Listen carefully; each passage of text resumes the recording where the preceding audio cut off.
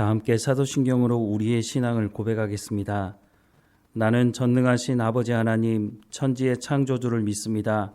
나는 그의 유일하신 아들 우리 주 예수 그리스도를 믿습니다. 그는 성령으로 잉태되어 동정녀 마리아에게서 나시고 본디오 빌라도에게 고난을 받아 십자가에 못 박혀 죽으시고 장사된 지 사흘 만에 죽은 자 가운데서 다시 살아나셨으며 하늘에 오르시어 전능하신 아버지 하나님 우편에 앉아 계시다가 거기로부터 살아있는 자와 죽은 자를 심판하러 오십니다. 나는 성령을 믿으며 거룩한 공교회와 성도의 교제와 죄를 용서받는 것과 몸의 부활과 영생을 믿습니다. 아멘.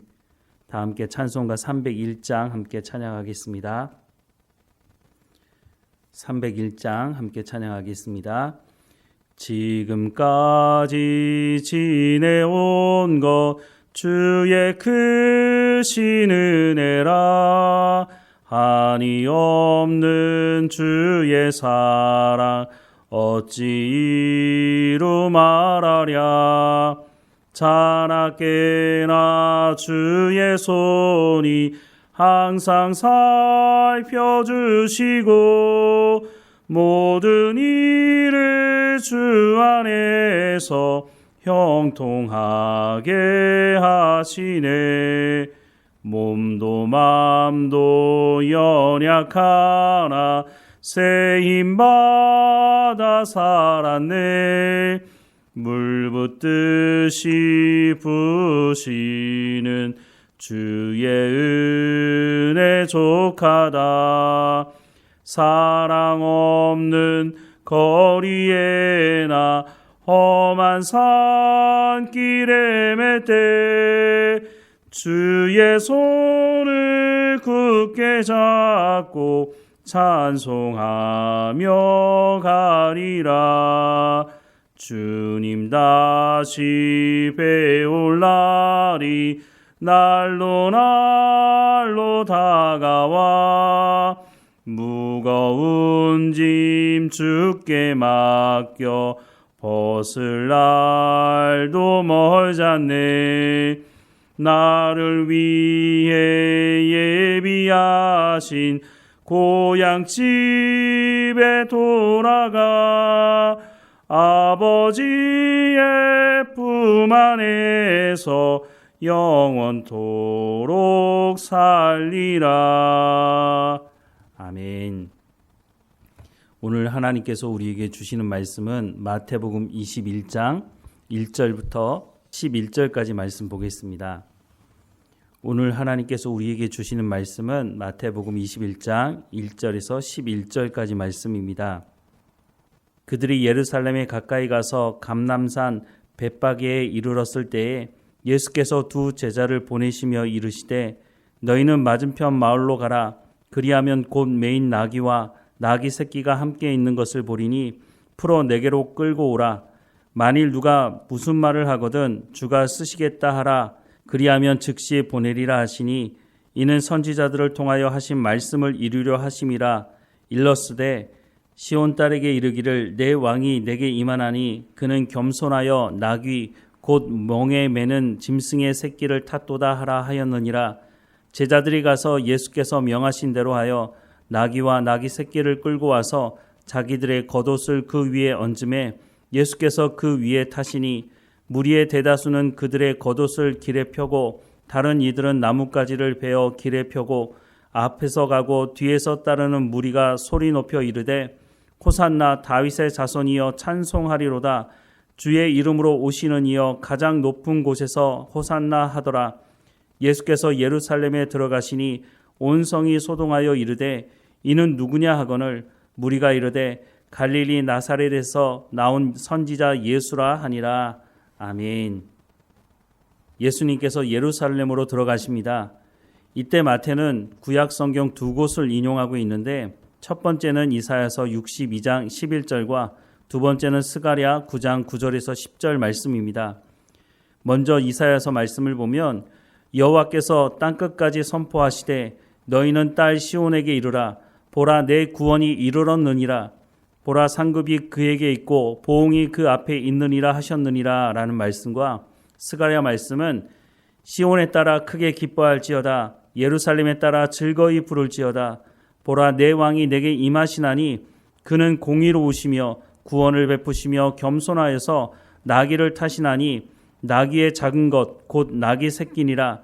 내가 에브라임의 병거와 예루살렘의 말을 끊겠고 전쟁하는 활도 끊으리니 그가 이방 사람에게 화평을 전할 것이요 그의 통치는 바다에서 바다까지 이르고 유버라데 강에서 땅끝까지 이르리라 라고 말씀하는 이 말씀을 인용하고 있습니다. 예수님이 어느 날 하늘에서 뚝 떨어지신 분이 아니라고 하는 것을 이 구약의 말씀을 통해서 말씀하고 있는 것입니다. 예수님은 이미 구약 성경을 통해서 하나님께서 약속하신 분이라고 하는 것입니다. 로마서 1장 2절 말씀도 보면 이 복음은 하나님이 선지자들을 통하여 그의 아들에 관하여 성경에 미리 약속하신 것이라 라고 말씀하고 있습니다. 예수님은 조작되거나 사람들에 의해서 만들어진 분이 아니라고 하는 것입니다. 구약 말씀을 제대로 알고 있었던 유대인이라면 예수님이 하나님께서 보내시기로 약속하신 구원자 메시아라고 하는 것을 알아차렸을 것입니다. 그러나 당시 유대인들은 예수님이 하나님께서 보내신 메시아라고 하는 것을 알아차리지 못했습니다. 왜냐하면 당시 유대인들은 자신들이 기대하는 메시아를 만들어 놓았기 때문입니다. 그들이 기대하는 메시아는 예루살렘에 입성해서 노마를 무력화시키고 이스라엘을 독립시키는 왕으로서의 입성을 기대했던 것입니다. 그렇다면 나귀가 아니라 말을 타고 예루살렘에 입성해야 했을 것입니다. 그런데 예수님은 나귀를 타고 입성하고 계십니다. 나귀는 평화를 상징하는 것입니다. 조금 전에 봤던 스가랴서 9장 9절 말씀에 보라, 내 왕이 내게 임하시나니 그는 공의로우시며 구원을 베푸시며 겸손하여 나귀를 타시나니 나귀의 작은 것 곧 나귀 새끼니라 라고 말씀하고 있는 이 말씀을 응하게 하신 것이죠. 예수님은 전쟁으로 정복을 통해 평화를 이루시는 분이 아니라 자신을 십자가에 내어주심으로 유대인뿐만 아니라 이방 사람들에게도 화평을 전하시는 분이다 라고 말씀하고 있는 것입니다. 예수님은 예루살렘 입성을 통해 사람들의 기대와는 너무 다른 길을 가고 계십니다. 예수님은 이전에도 사람들의 기대를 채우려고 하지 않으셨습니다. 사람들은 예수님을 왕 삼으려고 했으나 예수님은 그 자리를 피하셨습니다. 물론 예루살렘으로 입성하는 예수님을 많은 사람들이 환영하고 있지만 그들은 얼마 지나지 않아서 예수님을 십자가에 못 박으라고 주장할 사람들이었다고 하는 것입니다. 예수님께서 자신들의 기대를 채워주지 않자 예수님을 죽이라고 돌변한 것입니다. 이들이 요구하는 기대는 자신들의 탐욕을 채우기 위한 것이었습니다. 우리는 어떤 기대를 가지고 예수님께 나아가고 있습니까? 우리는 어떤 기대를 가지고 고난주간을 지키려고 하는 것입니까? 예수님의 고난을 깊이 묵상하고 예수님의 고난에 동참하기 위한 것입니까? 아니면 우리의 어떤 특별한 문제를 해결하기 위해서 지키는 것입니까? 왜 고난주간에 특별이란 말까지 붙여가며 시간을 마련할까요? 사람들은 특별이라고 하는 것을 참 좋아합니다. 특별 새벽기도회, 특별 집회, 1년 중 특별을 붙여서 하는 행사가 얼마나 될까요? 그러면 나머지 대부분의 시간은 특별하지 않다는 말일까요? 한국교회 목회자들이 교인들에게 안 좋은 습성을 길러온 것 중 하나가 특별이라고 하는 말을 붙여준 것입니다. 특별하지 않으면 다른 것이 다 허접한 것입니까?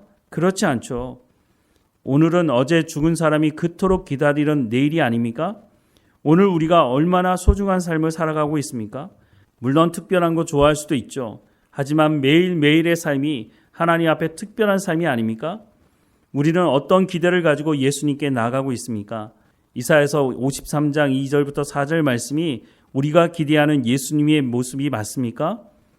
그는 주 앞에서 자라나기를 연한 순 같고 마른 땅에서 나온 뿌리 같아서 고운 모양도 없고 풍채도 없은즉 우리가 보기에 흠모할 만한 아름다운 것이 없도다.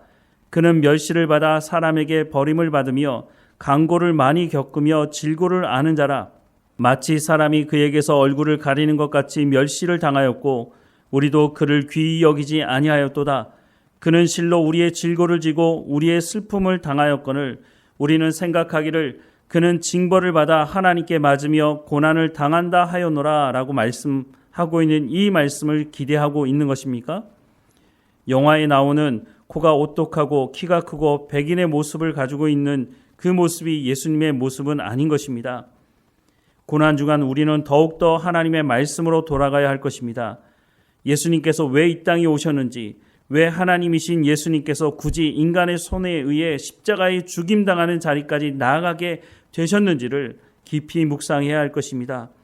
우리의 기대를 내려놓고 하나님의 기대가 무엇이고 예수님께서 우리 가운데 어떤 기대를 품으라고 말씀하시는지 귀를 열어 들으며 그 말씀에 순종하는 삶을 살아가야 할 것입니다. 군중들 속에 섞여서 환호하고 왜 고난주간을 지키는지도 모르면서 그냥 내 문제를 해결하고 내 소원을 성취하기 위한 시간으로 보내지 않아야 할 것입니다. 구원받은 우리가 살아가는 매일의 삶이 특별한 것이라고 말씀해주고 있는 것입니다. 구원받은 성도들의 매일의 삶은 매일매일이 예수님과 동행하며 특별한 시간일 수밖에 없는 것이라는 것을 우리가 기억해야 할 것입니다. 그래서 날마다 성령의 충만함을 입어서 세월을 허비하지 않는 삶을 살아가야 할 것입니다. 예수님을 환영하는 무리 속에 우리도 섞여 있으면서 내 기대를 채우려고 하는 것이 아니라 왜 예수님께서 내게 오셨는지, 예수님께서 내게 가운데 말씀하는 말씀이 무엇인지를 깊이 깨닫고 하나님의 말씀에 순종하는 이 고난의 시간이 되기를 주님의 이름으로 축원합니다. 기도하겠습니다. 사랑하는 하나님, 우리는 예수님에 대해서 어떤 기대를 가지고 있습니까? 예루살렘에 입성하실 때 사람들은 예수님이 왕이 되셔서 자신들의 욕구를 채워줄 것이라고 기대하고 환영했지만 그들이 일주일도 지나지 않아 예수님을 십자가에 못 박아 죽이는 그 현장 가운데 서 있었음을 기억하게 하옵소서. 오늘 우리는 어떤 모습을 가지고 나아가고 있습니까? 하나님, 우리 가운데 예수님을 선물로 주신 그 은혜를 우리가 깊이 묵상하게 하시고 우리가 우리의 삶 현장에서 그 구원의 특별함을 늘 감사하며 살아가는 매일매일의 삶이 특별하다고 하는 것을 우리 가운데 생명 주신, 우리 가운데 구원을 베풀어 주신 그 놀라운 은혜를, 그 구원의 감격을 잊어버리지 않고 늘 하나님과 동행하며 기쁨으로 살아가는 우리의 삶의 현장이 될 수 있도록 은혜를 허락해 주옵소서. 예수님께서 우리를 위해서 고난당하셨다는 것을 기억하며 우리 가운데 베풀어 주신 그 구원에 합당한 삶을 또한 우리가 살아낼 수 있도록 오늘도 성령의 충만함을 허락해 주옵소서. 우리와 함께 하시는 하나님께 감사하고 예수 그리스도 이름으로 기도드립니다. 아멘. 하늘에 계신 우리 아버지, 아버지의 이름을 거룩하게 하시며 아버지의 나라가 오게 하시며 아버지의 뜻이 하늘에서와 같이 땅에서도 이루어지게 하소서. 오늘 우리에게 일용할 양식을 주시고 우리가 우리에게 잘못한 사람을 용서하여 준 것 같이 우리 죄를 용서하여 주시고 우리를 시험에 빠지지 않게 하시고 악에서 구하소서.